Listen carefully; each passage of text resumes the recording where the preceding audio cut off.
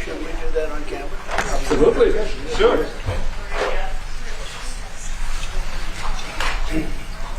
So to let you know, this is the birth certificate of Donald Trump's grandfather, born in 1869, close to Bad Dürkheim. Right?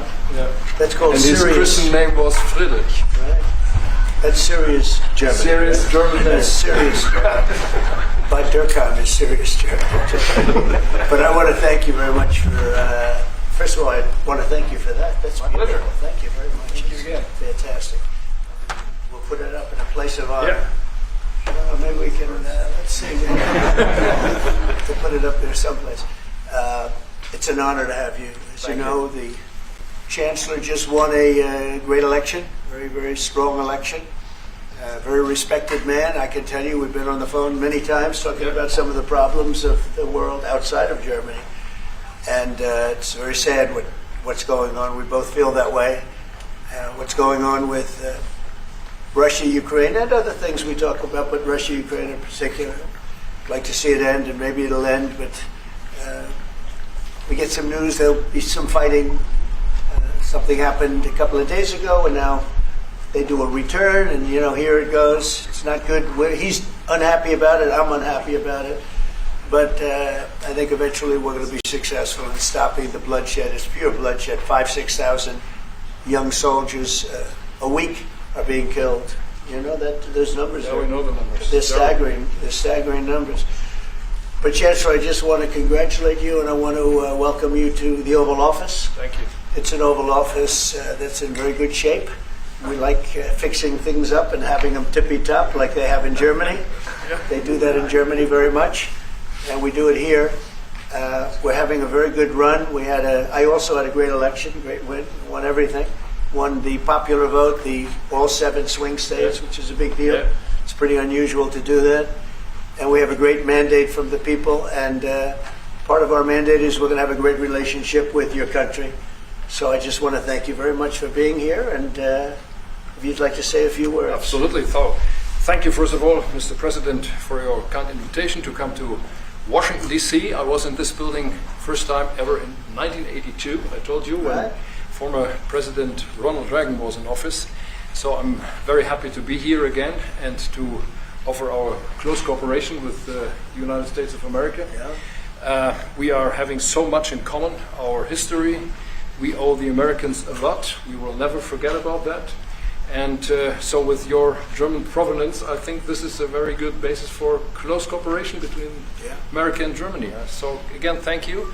Thank you for the hospitality, and thank you for having your guest house for a night. This is a great place. Great place. Many thanks for that. I really enjoyed it. Thank you. It's a wonderful place. It's a landmark also. And Blair House, it's a nice place to stay. Yeah. Thank you very much for saying that. Would you have any questions, please? Mr. President, on your new travel ban, why now? And if the Boulder attack was part of your reasoning, why not include Egypt on that list where the suspect is from? Well, because Egypt has been a country that we deal with very closely. They have things under control. The countries that we have don't have things under control. And why now? I can say that it can't come soon enough, frankly. We want to keep bad people out of our country. The Biden administration allowed some horrendous people, and we're getting them out one by one, and we're not stopping until we get them out. We have thousands of murderers. I even hate to say this in front of the chancellor. Of course, you have a little problem too with some of the people that were allowed into your country. It's not your fault. It's not your fault. It shouldn't have happened. I told her it shouldn't have happened what she did, but you have your own difficulty with that, and we do, and we're moving them out, and we're moving them out very strongly. But it can't come fast enough. We want to get them out. We want to get them out now. We don't want to have other bad people coming into our country. By using the word bad, I'm being nice. Okay, the Democrat says a distraction. President, you put out on Truth Social a post regarding your conversation with President Xi. Right. Can you talk about whether or not you feel that trade talks, trade relations are back on track after appearing to be a little bit off track last week? A little bit off track. It was only the complexity. It's pretty complex stuff. We had a very good conversation with President Xi a little while ago, just before your arrival. In fact, we just hung up, and They said, "You're here." I said, "That's pretty good. Two great leaders of the world in a very short period of time." We had a very good talk, and we've straightened out any complexity. And it's very complex stuff, and we straightened it out. The agreement was we're going to have Scott and Howard and Jameson will be going and meeting with their top people and continue it forward. But no, I think we have everything. I think we're in very good shape with China and the trade deal. We have a deal with China, as you know, but we were straightening out some of the points, having to do mostly with rare earth, magnets, and some other things. So those reduced trade tariff rates, they remain in effect? Yeah, we have the deal. I mean, we've had a deal. We announced the deal, and we'll be. I guess you could say, I wouldn't even say finalizing it up, Scott. I would say we have a deal, and we're going to just make sure that everybody understands what the deal is. Okay. We had a really good conversation. By the way, he invited me to China, and I invited him here. We're both accepted. So I'll be going there with the First Lady at a certain point, and he'll be coming here hopefully with the First Lady of China. Go ahead, please. Did you talk about the Chinese students? Are you allowing them to come to, Oh yeah, to the US? no, Chinese students are coming. No problem. No problem. Okay, On and Germany. on It's our honor to have them, frankly. Look, we want to have foreign students, but we want them to be checked. You know, in the case of Harvard and Columbia and others, all we want to do is see their list. There's no problem with that. This is anybody outside of our country, international students. Because when we see some of the people that we've been watching, we say, where do these people come from? How is that possible? No, we want to have foreign students come. We're very honored by it, but we want to see their list. Harvard didn't want to give us the list. They're going to be giving us the list now. I think they're starting to behave, actually, if you want to know the truth. Okay, Mr. President. Yeah, please. On Russia, are you willing to put more pressure on Putin to end the war by imposing new sanctions on Russia and also on China? Well, remember, I'm the one that ended Nord Stream 2, going to a place called Germany, come to think of it. I'm sorry I did that. I don't know. But I ended Nord Stream 2. Nobody else did. And then when Biden came in, he immediately approved it. That's the largest, essentially the largest pipeline in the world, going to Germany and other countries. And by the way, we have so much oil and gas, you will not be able to buy it all. I mean, you literally, we have so much, and I hope we're going to make that a part of our trade deal because we have more than anybody else. We have actually the most by far in the world, probably double what anyone else has. So we'll work on that. I'm sure that's something we'll discuss today.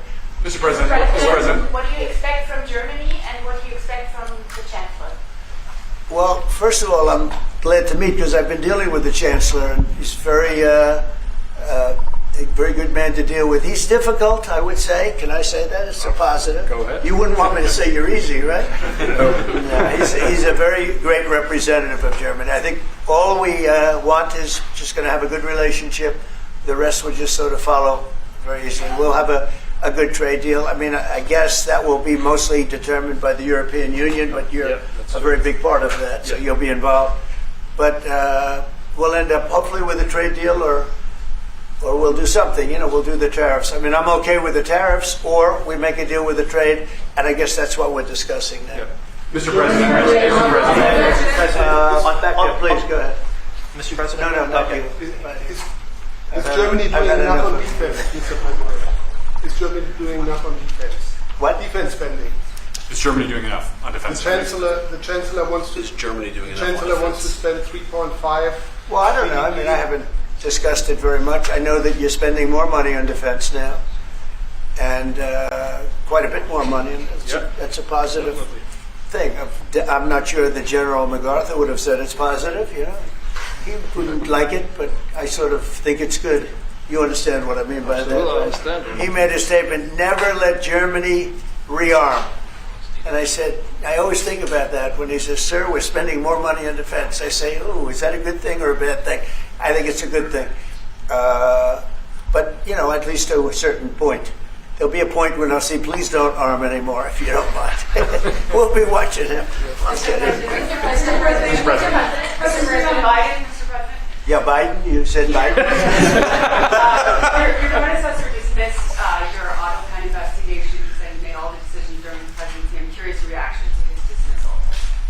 the auto pen, I think, is the big scandal outside of the rigged election of 2020. I think the biggest scandal of the last many years is the auto pen. And who's using it? I happen to think I know, okay, because I'm here. And I'm not a big auto pen person, fortunately. I'm glad. I'm very glad. It's an easy way out. But it's a very bad thing, very dangerous. You know, I sign important documents. Usually when they put documents in front of you, they're important. Even if you're signing ambassadorships, and I consider that important. I think it's inappropriate. You have somebody that's devoting 4 years of their life or more to being an ambassador. I think you really that person deserves to get a real signature, not an auto pen signature. And I can tell auto pen easily. I can look at it. Like two little pinholes from pulling the paper, right? You always see the pinholes. Yeah. It's real easy to tell about auto pen. I think it's very disrespectful to people when they get an auto pen signature. Outside, auto pen to me are used when thousands of letters come in from young people all over the country and you want to get them back. And, you know, people use auto pens for that, to send a little signature at the bottom of a letter. We have thousands of them. We get thousands of letters a week, and it's not possible to, do. I'd like to do it myself, but you can't do it. To me, that's where auto pens start and stop. But I'm sure that he didn't know many of the things. Look, he was never for open borders. He was never for transgender for everybody. He was never for men playing in women's sports. I mean, he changed. I mean, all of these things that changed so radically. I don't think he had any idea that frankly, I said it during the debate and I say it now, he didn't have much of an idea what was going on. Mr. President, He shouldn't be. I mean, essentially, whoever used the auto pen was the president. And that is wrong, it's illegal, it's so bad, and it's so disrespectful to our country. Mr. President. Mr. President, will you lead your troops in Germany? And if I may ask a question to the chancellor to answer in German for the German audience, how has your first encounter been? The answer is yes. We'll talk about that. But if they'd like to have them there, we have a lot of them, about 45,000. It's a lot of troops. It's a city when you think of it. That's good economic development. They're highly paid troops, and they spend a lot of money in Germany. But the relationship with Germany is very important. Yeah, we'll be doing that. No problem. May I say a few words in German? Yes, please. So, danke für die Frage. Wir sind hier im Weißen Haus und ich bedanke mich beim Präsidenten für den sehr freundlichen Empfang im Oval Office in diesem weltweit bekannten Raum. Ich freue mich sehr, hier zu sein und wir bereiten eine Vertiefung unserer Zusammenarbeit vor. Ich freue mich sehr darüber. Mr. President, you've made Mr. President. Do you speak English because you speak such good English? Is it as good as your German, would you say? Now, do you it's feel not more my comfortable? mother tongue. No, it's not my mother tongue, but I try to understand almost everything and very good. to speak as good as I can. Very good.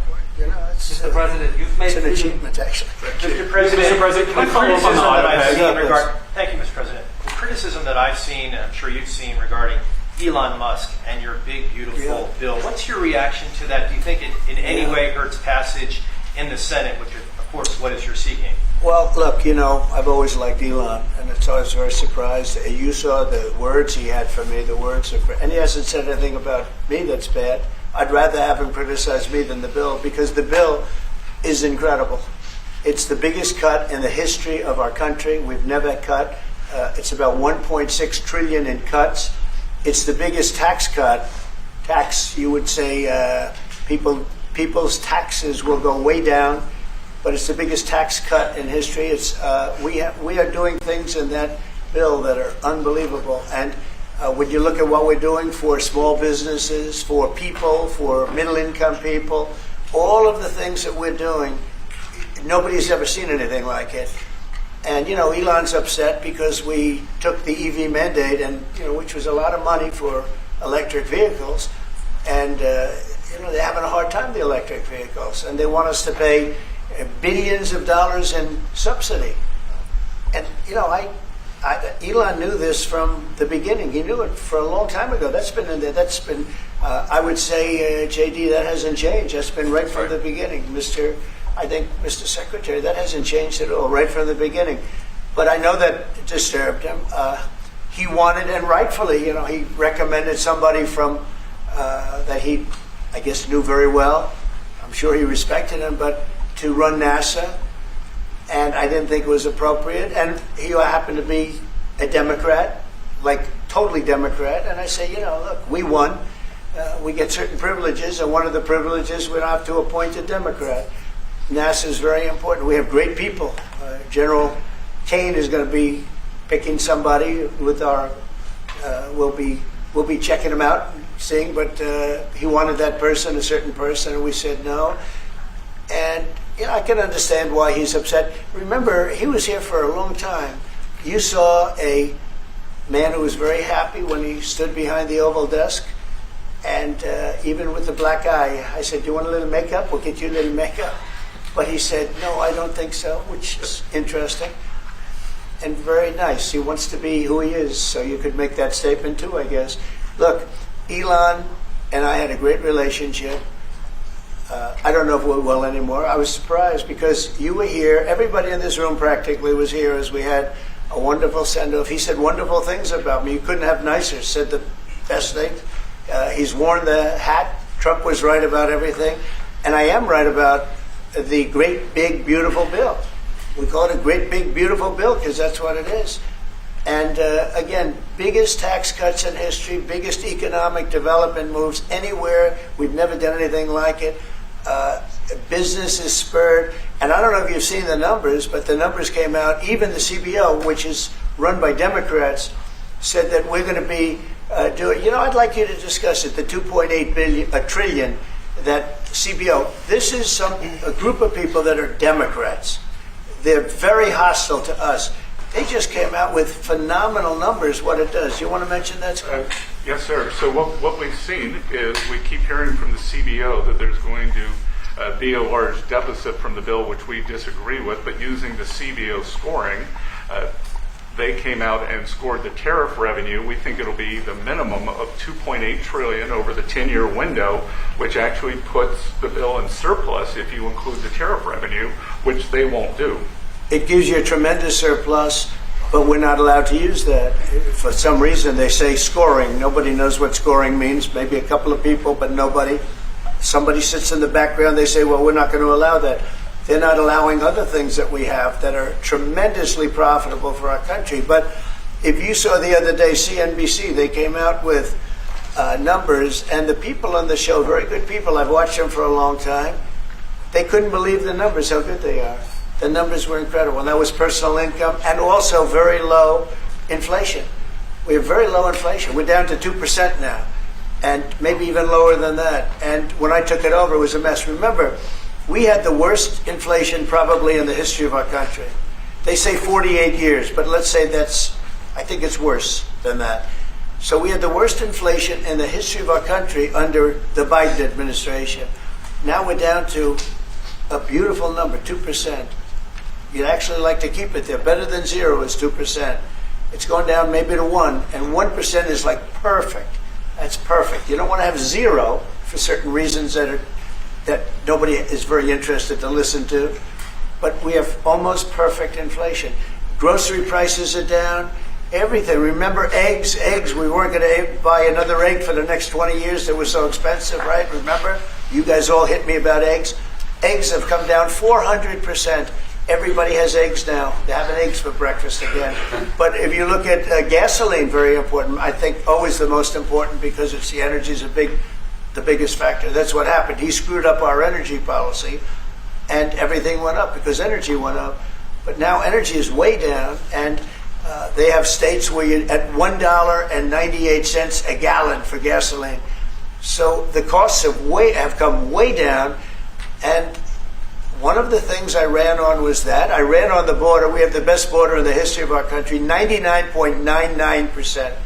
It was last week, 3 people came in, 2 of them for medical reasons. We let them in because one of them had a heart attack. I think it was a nice thing to do, and one of them had something else. So we've never I had very good numbers for 4 years, but we really topped it. And I want to thank Christie and Tom Holman. They've done a fantastic job. But nobody mentions that anymore. Remember, a few months ago, the border was a total disaster. People were coming in by the hundreds of thousands of people a day, a week. a month. I mean, we had a month, 2 million people came in 1 month. The border was being overrun, and a lot of bad people, criminals, murderers, drug dealers. We had some of the worst people in the world coming in from all over the world.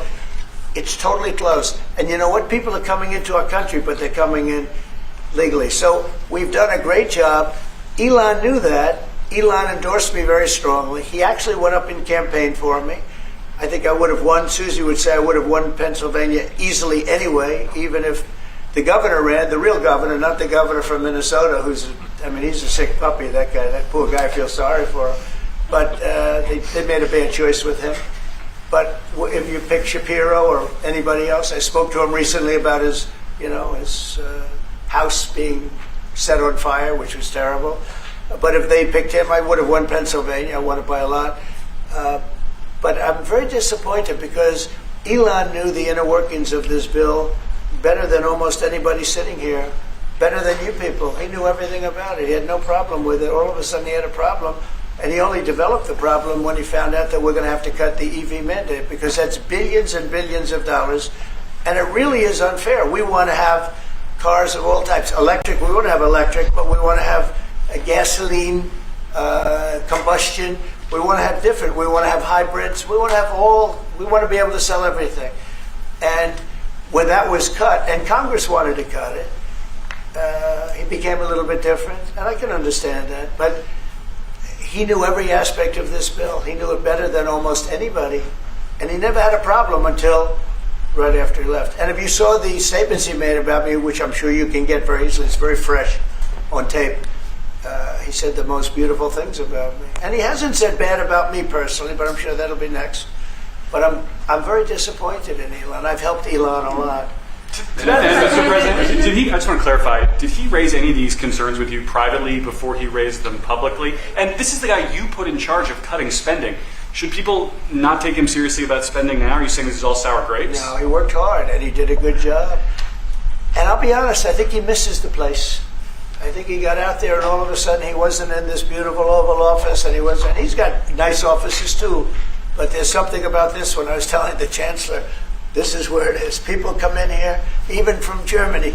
They come in and they walk into the Oval Office, and it's just a special place. It's, World War I, it started and it ended here, and World War II, and so many other things. Everything big comes right from this beautiful space. It's now much more beautiful than it was 6 months ago.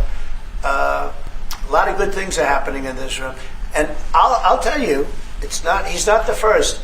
People leave my administration and they love us. And then at some point they miss it so badly, and some of them embrace it and some of them actually become hostile. I don't know what it is. It's sort of Trump derangement syndrome, I guess they call it. But we have it with others too. They leave and they wake up in the morning and the glamour's gone. The whole world is different and they become hostile.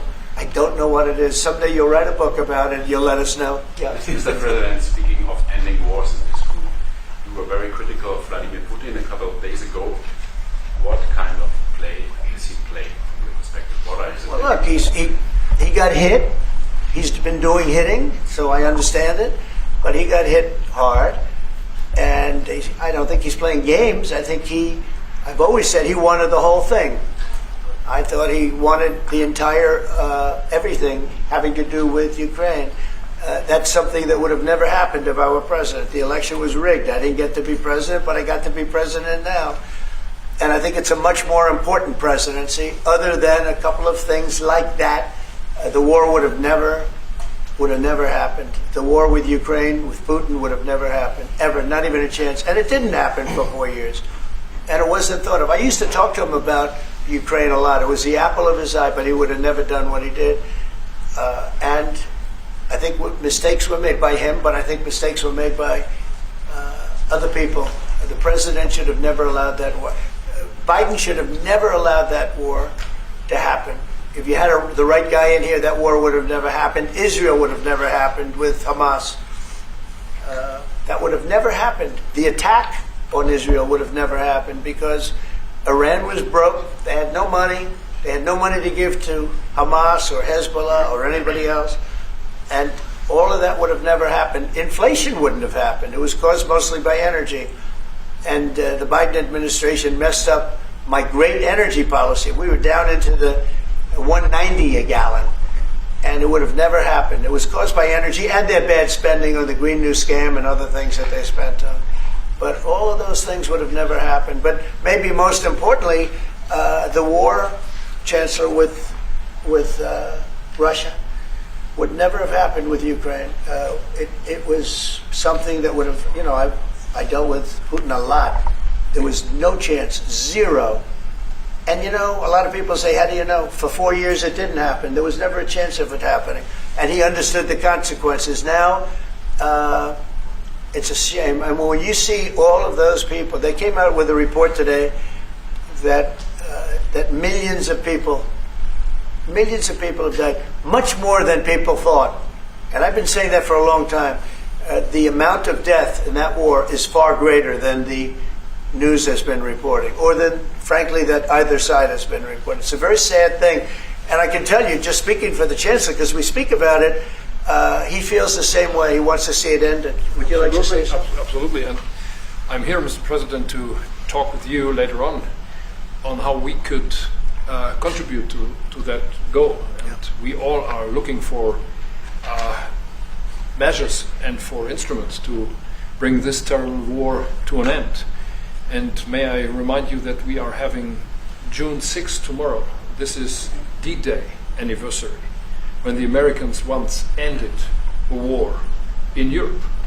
And I think this is in your hand in specific, in ours. That was not a pleasant day for you? No, that was not a pleasant day. This was not a great day. In the long run, Mr. President, this was the liberation of my country from Nazi dictatorship. That's true. That's true. And we know what we owe you. But this is the reason why I'm saying that America is again in a very strong position to do something on this war and ending this war. So let's talk about what we can do jointly, and we are ready to do what we can. And you know that we gave support to Ukraine, and that we are looking for more pressure on Russia.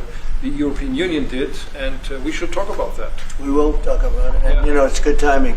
The numbers for our country are through the roof, the economic numbers, because of the election and because of tariffs and other things, a lot of things. But we've had some of the best numbers we've ever had.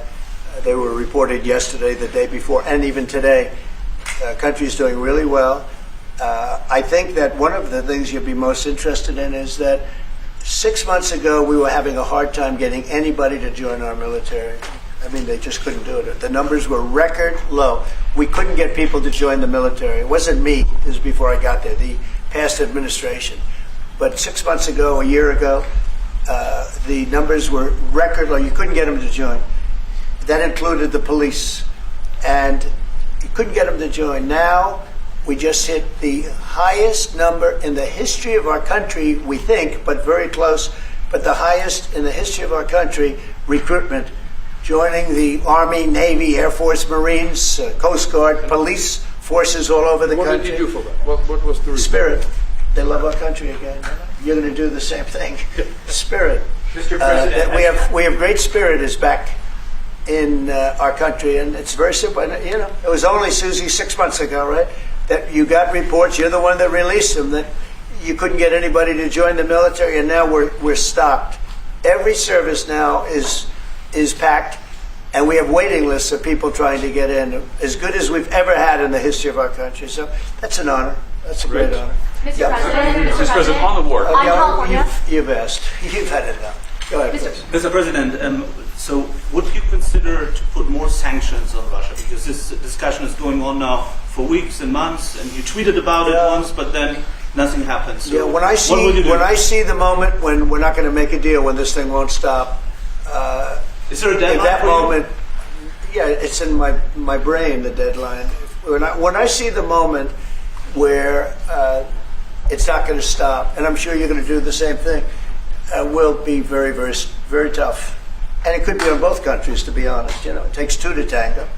But we're going to be very tough. Whether it's Russia or anybody else, we're going to be very tough. That's a bloodbath that's going on over there.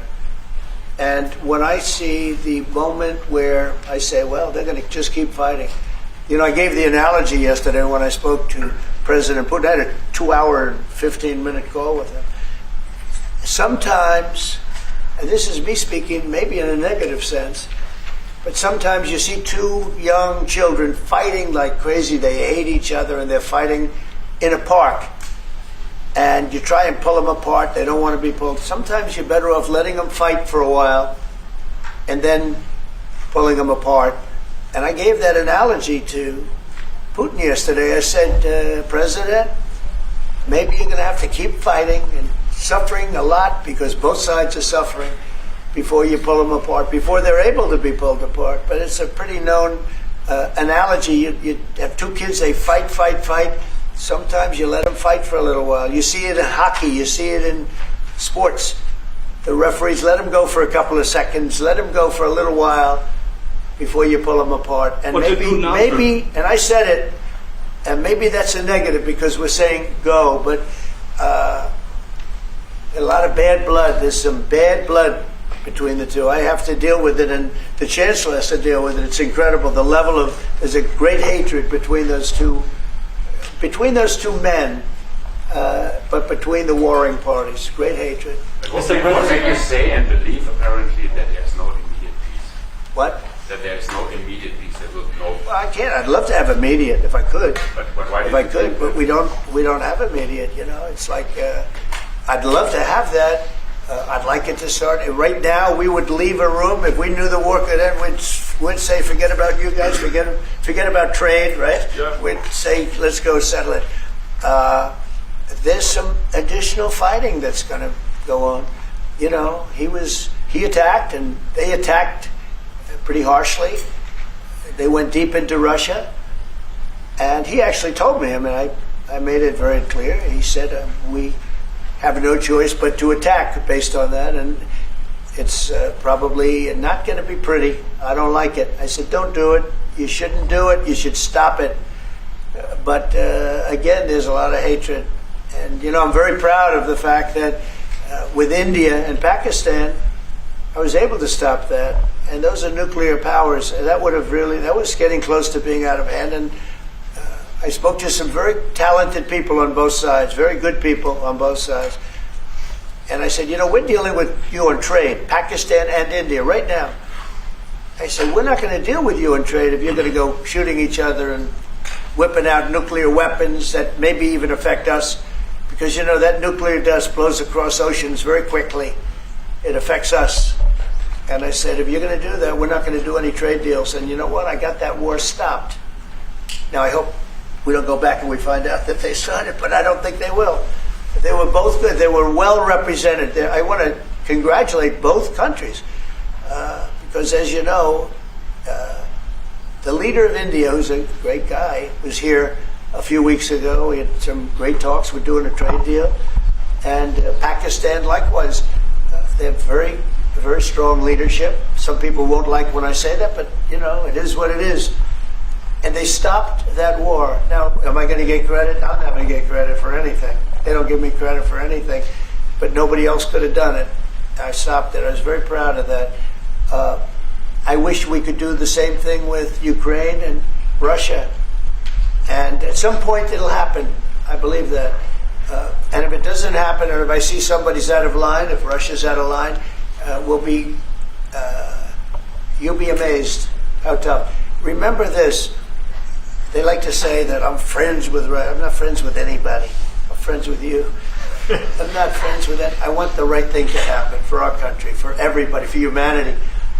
But I'm the one that stopped the pipeline. It's called Nord Stream 2. Until I came along, nobody ever heard, not one person in this room ever heard of Nord Stream 2. You probably did, yes, because it went to Germany. He's the only one that heard this it. was a mistake. But I stopped him. I stopped it. Yeah, and you've said that openly. Yeah. It was a mistake because, and I used to go with Angela. I'd say, well, wait a minute. We're spending all this money to defend you against Russia, and then you're giving Russia billions of dollars a month. What kind of a deal is that? But you said it better than anybody else. I appreciate it. But I'm the one that stopped it. And that was the biggest economic development job, if you want to call it that, in the history, think of it, in the history of Russia. That was a massive, it's the biggest pipeline in the world. going to go all over Europe, not only to Germany. You know, they're Germany, but then they were branching off all over to Europe. Nobody ever heard of it. Not one person of you heard of it. And I stopped it. It was dead. And then they say, I'm friends with Putin. I got along with him. He respected me, I respected him. It would have never happened. But I stopped Nord Stream 2. When Biden came in, almost the first week, he approved it. He let it be built. And then they say that I wasn't tough on Russia. Putin said to me, you know, you're not tough on Russia. You stopped the biggest, most important job we've ever done. You stopped it. And Biden came in and he let it be built. And I'll tell you what, I'll never forget the day. I had it totally stopped. They weren't building. They gave up on it. They weren't able to. And then Biden came in and he let him build. I couldn't believe it. Okay, one or two questions more, please. Any questions? Any questions for the Chancellor? Go ahead, for the Chancellor. That would be one. I like his answers much better. Well, would you continue to support Ukraine? Yeah, I'm with Ukraine. We just signed a big deal on rare earth with Ukraine. And I want to, you know what, I'm for stopping killing, really. That's what I'm for. Again, a war that would have never started, should have never started. I want to see the killing stop. We spent $350 billion, much more than Europe, but Europe spent a lot also. And they spent way over $100 billion. Yeah. So you're talking about close to $500 billion went into that whole thing. And it's not even the money, and I know with you too, it's a lot of money, but it's the death that's being caused. We went to the Middle East. I went last week to the Middle East. We took in $5.1 trillion. That's many, many times. That's 30, 40 times, 50 times more than what we're talking about. It's think of that, $5.1 trillion of investment with one trip that lasted 4 days. So it's not the money. It's a little the money, but not the money, the big thing. The big thing is the death. The death of, and really the decimation. You've lost a whole culture. You know, Ukraine had the most beautiful turrets. They call them turrets. Little towers, beautiful towers. The most beautiful in the world. They're all now laying on their side, blown to smithereens. It'll never happen again. They've taken away the culture of a country. They've taken away the heritage of a country. It's a terrible thing. But most importantly, again, is the death. 5,000 plus people a week, soldiers, are being killed. He doesn't want that, and I don't want that. And one more. Yeah, please. Mr. President, do you support the Graham bill on putting high tariffs? I have not looked at it, but they'll be guided by me. That's the way it's supposed to be. They're going to be guided by me. No, I haven't looked at it. It's a bill on sanctions, etc. I'm a very quick study. At the right time, I'll do what I want to do. But it could very well be okay. I'll have to see. But they're waiting for me to decide on what to do, and I'll know maybe very soon.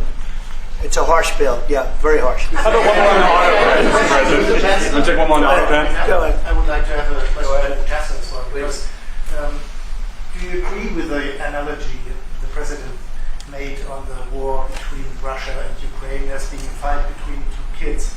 Is that how you view that as well? And what do you actually want the US President to do in this? Well, I think we both agree on this war and how terrible this war is going on. And we are both looking for ways to stop it very soon. And I told the President before we came in that he is the key person in the world who can really do that now by putting pressure on Russia. And we will have this debate later on again, how we can proceed jointly between the Europeans and the Americans. And I think we are all we are having the duty to do something on that now to stop it after 3.5 years, which is really terrible. Look at the kids, the kids which were kidnapped from Ukraine to Russia. This is all terrible. And so we are talking about instruments, measures, what we can do, and my personal view is clear on that. We are on the side of Ukraine, and we are trying to get them stronger and stronger just to make Putin stop this war. And this is our approach. We get satellite pictures of the warfield, and you don't even like to look at them, right? It's terrible. So it's really bodies, arms, heads, legs all over the place. You've never seen anything like it. It's so ridiculous. And this is only by Russian weapons against Ukraine. This had never happened with Ukraine weapons against Russia. Never. Ukraine is only targeting military targets, not civilians, not private, not energy infrastructure. So this is the difference, and that's the reason why we are trying to do more on Russia, how to stop this war. Well, in this case, I'm talking about the battlefield, the soldiers on soldiers. But you could also say that, too, with the cities. Yeah. The cities are being hit also. So it's a terrible, terrible thing. Right? Somebody said autopen. Did I hear the word autopen? Yeah, I was just curious. Because I think it's the biggest scandal maybe in the last 100 years in this country. So when I hear that word, I think it has to be discussed because the fake news will try and hide it, and we can't do that. Well, that's what I'm asking. Have you uncovered any evidence that anything specific was signed without President Biden's knowledge or by other people in the administration acting illegally? Well, I don't think Biden would know whether or not he signed it. I'm asking if you've uncovered any of that information. No, but I've uncovered, the human mind. I was in a debate with the human mind, and I didn't think he knew what the hell he was doing. So, it's just one of those things, one of those problems. We can't ever allow that to happen to our country. The danger our country was in, and I know some of the people that worked with him, radical left, horrible people. And I could give you the name of some of the people that use the autopen, because I'm here, and I ask questions about people that were here also. There are a lot of people that were here when that happened, and they're here right now, and they'll answer your question very accurately. But I know some of the people that use that autopen, and those are not the people that had the same ideology as Joe Biden. These were radical left lunatics that used that, and they didn't get elected. He didn't get elected either, actually. Thank you very much, everybody. Thank you, Press. Thank you, Press.